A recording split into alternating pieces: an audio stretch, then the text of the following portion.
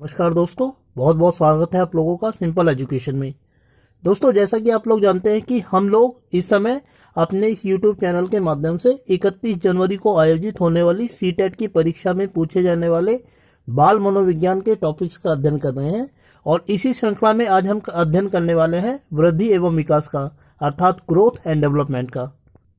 दोस्तों, ये एक बहुत महत्वपूर्ण टॉपिक है और सीटेट के पहले और दूसरे पेपर में इस चैप्टर से कुछ सवाल पूछे जाते हैं। तो अगर आप इस चैप्टर को अच्छी तरीके से कर लेते हैं तो 2 से लेकर 3 नंबर आप आसानी से प्राप्त कर सकते हैं साइकोलॉजी में। तो चलिए दोस्तों, बिना वक्त जाया किए हुए हम लोग आरंभ करते हैं अपना अध्ययन वृद्धि एवं विकास के बारे में। दोस्तों, शुरुआती तौर पर देखने पर वृद्धि एवं विकास दोनों एक जैसे दिखाई देते हैं, लेकिन वास्तव में दोनों एक नहीं है, बल्कि दोनों में जमीन आसमान का फर्क है। तो हम जानेंगे आज की इस वीडियो में कि वृद्धि एवं विकास क्या है और किस प्रकार ये व्यक्ति के विकास या बढ़त को प्रभावित करते हैं और दर्शाते हैं। दोस्तों, यदि वृद्धि अर्थात ग्रोथ की बात की जाए तो इसका सीधा सा संबंध व्यक्ति के मानव व्यवहार के बाहरी स्वरूप से होता है और इसे हम देख भी सकते हैं, माप भी सकते हैं, तोल भी सकते हैं। उदाहरण के लिए व्यक्ति की लंबाई, उसका भार या वृद्धि, हम इसको वृद्धि के अंतर्गत शामिल कर सकते हैं क्योंकि भार को हम तोल सकते हैं, लंबाई को नाप सकते हैं। इस प्रकार वृद्धि का जो संबंध है वो मानव व्यवहार के बाहरी पक्ष से होता है। जबकि दूसरी ओर अगर हम विकास की बात करें अर्थात डेवलपमेंट की, तो डेवलपमेंट का जो संबंध है वो मानव व्यवहार के आंतरिक पक्ष से होता है। इसको ना तो हम देख सकते हैं, ना ही तोल सकते हैं और ना ही छू सकते हैं, बल्कि यह एक गुणात्मक पक्ष होता है। जैसे इंसान के सोच का विकास, उसके विचारों में वृद्धि होना, तो ये विकास को अभिव्यक्त करते हैं। जबकि दूसरी ओर वृद्धि जो होता है वो मात्रात्मक होता है। दोस्तों, वृद्धि एवं विकास के अंतर्गत अगर हम दूसरा अंतर देखें तो वृद्धि एवं विकास को हम इस रूप में भी देख सकते हैं कि जन्म के बाद एक सीमा के बाद जो वृद्धि होती है वो कम हो जाती है, जबकि जो विकास है वो जीवन से मृत्यु तक चलने वाली अनवरत श्रृंखला है। अर्थात विकास में हम कभी भी रुकावट नहीं देखते, बल्कि ये होता ही है, जबकि एक बिंदु के बाद वृद्धि रुक जाती है। उदाहरण के लिए हम देखते हैं कि जब तक इंसान की लंबाई बढ़ती है तो वो बढ़ती है, लेकिन एक बिंदु के बाद इंसान की जो लंबाई होती है वो स्थिर हो जाती है, उसमें कोई बढ़ाव नहीं होता। जबकि दूसरी ओर जो विकास होता है, जैसे इंसान की सोच का विकास, उसके अनुभव, वो निरंतर बढ़ते रहते हैं, किसी भी परिस्थिति में वो रुकते नहीं हैं। इंग्लिश में हम विकास के बारे में अर्थात डेवलपमेंट के बारे में ये कह सकते हैं दोस्तों कि development is a continuous ongoing process through out the life. अर्थात ये जो विकास है वो जन्म से लेकर मृत्यु तक जीवन पर्यंत चलने वाली एक प्रक्रिया है, किसी भी परिस्थिति में ये रुकती नहीं है। दोस्तों, मनोवैज्ञानिक प्रयोगों के आधार पर इंसान के विकास के चरणों को 10 भागों में विभाजित किया गया है। इन अलग अलग चरणों में मानव विकास अलग अलग तरीके से आगे बढ़ता है और अलग अलग तरीके से संचालित होता है। तो सबसे पहले हम देखते हैं कि ये विभिन्न अवस्थाएं कौन कौन सी हैं जिनके अंतर्गत मानव विकास को विभाजित किया गया है, और उसके बाद हम इन विभिन्न चरणों की जो महत्वपूर्ण विशेषताएं हैं उनके बारे में हम दृष्टिपात करेंगे। दोस्तों, पहली अवस्था जो है वो 0 से लेकर 1 वर्ष की है और इसको शैशवावस्था कहा जाता है। इंग्लिश में हम इसको इन्फेंसी कहते हैं। और जो दूसरी अवस्था है वो 1 वर्ष से लेकर 3 वर्ष तक के बीच होती है, इसको हम प्रारंभिक बाल्यावस्था या अर्ली चाइल्डहुड कह सकते हैं। तीसरी अवस्था 3 से लेकर 6 वर्ष के बीच होती है और इसको मध्य बाल्यावस्था या मिडिल चाइल्डहुड कहा जाता है।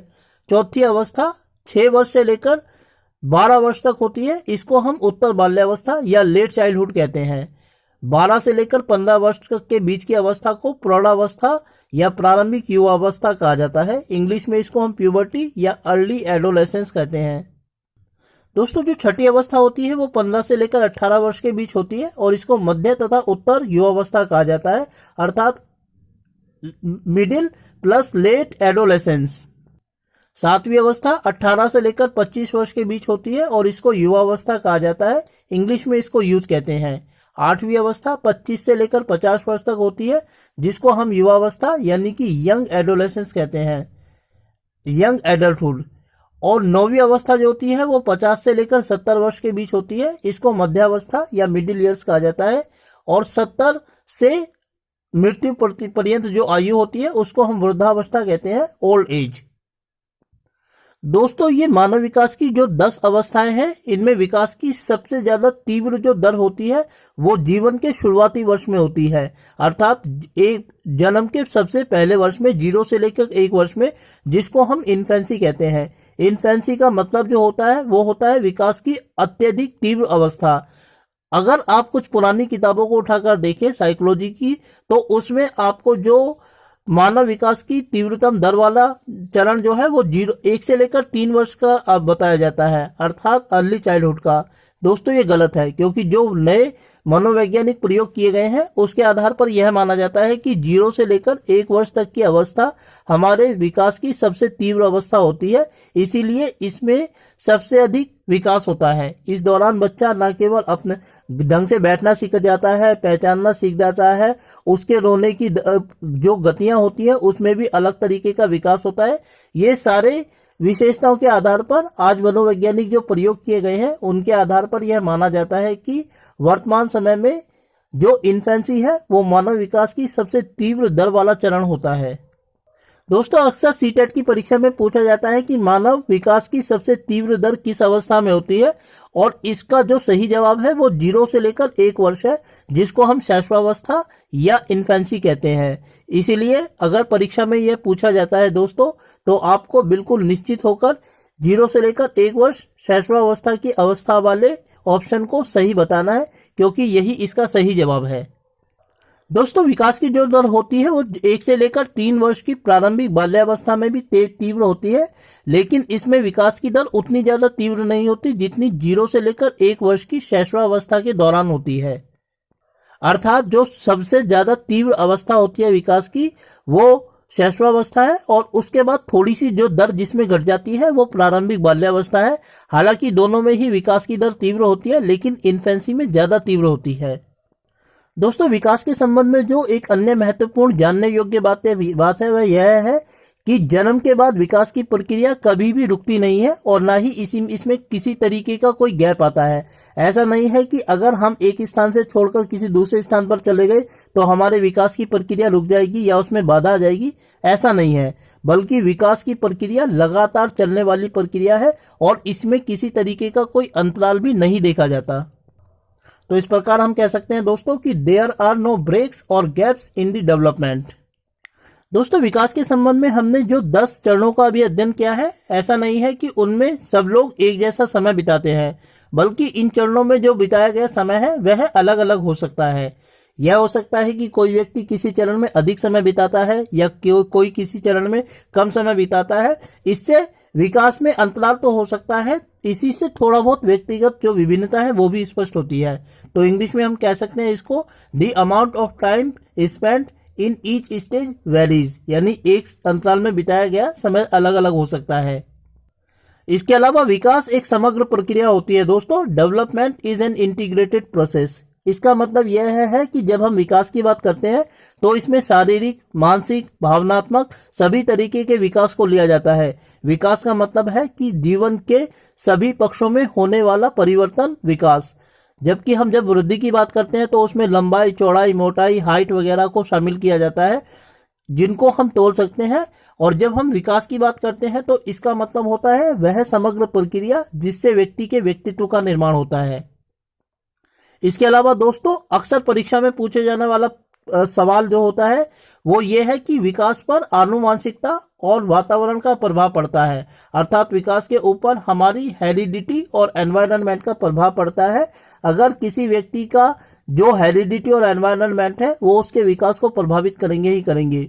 उसकी हाइट और रंग आदि वो हो सकते हैं, वैसे हो सकते हैं जैसे किसी व्यक्ति के माता पिता की हाइट और रंग है, जबकि उसकी भाषा, उसके रहने का तरीका इस आधार पर तय होगा कि किस स्थान पर उसका पालन पोषण किया गया है।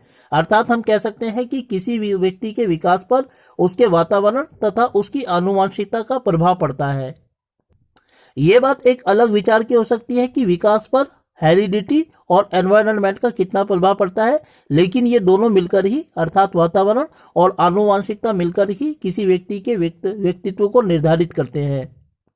इसके अलावा दोस्तों जो विभिन्न व्यक्ति होते हैं उनमें विकास की दर अलग अलग हो सकती है। ऐसा नहीं है कि एक साथ जितने लोग दुनिया में जन्म लेते हैं उन सबके विकास की दर एक जैसी होगी, नहीं, बल्कि अलग अलग व्यक्तियों में विकास की दर अलग अलग हो सकती है, अर्थात rate of development in individuals varies. इसके अलावा विकास के संबंध में दोस्तों जो अंतिम बात है वो यह है कि विकास जो होता है वह प्रारंभिक अवस्था में सभी दिशाओं में होता है, लेकिन युवावस्था में जाकर ही यह निश्चित हो पाता है कि व्यक्ति का जो विकास है वो एक दिशा में, किस दिशा में सही तरीके से होगा, आगे बढ़ेगा। उदाहरण के लिए दोस्तों हम किसी बच्चे का जो उदाहरण लेते हैं, मान लीजिए कि हम सचिन तेंदुलकर का उदाहरण लेते हैं। सचिन तेंदुलकर पूरी दुनिया में सबसे सर्वश्रेष्ठ बल्लेबाज माने जाते हैं, लेकिन इसका मतलब ये नहीं है कि शुरुआत में जब वो उनका जन्म हुआ था और वो उनका विकास होने लगा था तो उन्होंने सिर्फ क्रिकेट ही खेलना शुरू कर दिया था ना। सामान्य बच्चों की तरह वो अलग अलग विषयों की पढ़ाई भी करते थे, पेंटिंग भी बनाते थे, दूसरे काम भी करते थे, लेकिन जो खेल है वो युवावस्था में जाकर ही निश्चित हुआ कि वो इस दिशा में जाएंगे और इस दिशा में बहुत ज्यादा अच्छा परफॉर्म करने के कारण वो दुनिया के सर्वश्रेष्ठ बल्लेबाज बने।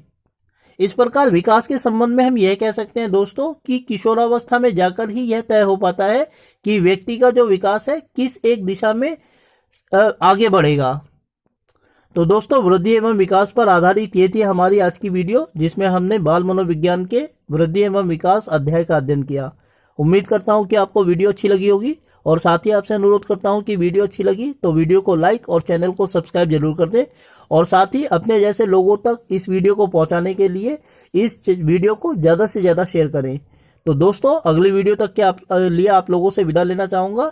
अगली वीडियो तक के लिए आप अपना ध्यान रखें और ठीक तरीके से सच्चे दिल से अपनी पेपर की तैयारी कीजिए। तब तक के लिए आपका बहुत बहुत धन्यवाद दोस्तों। मिलते हैं अगली वीडियो में।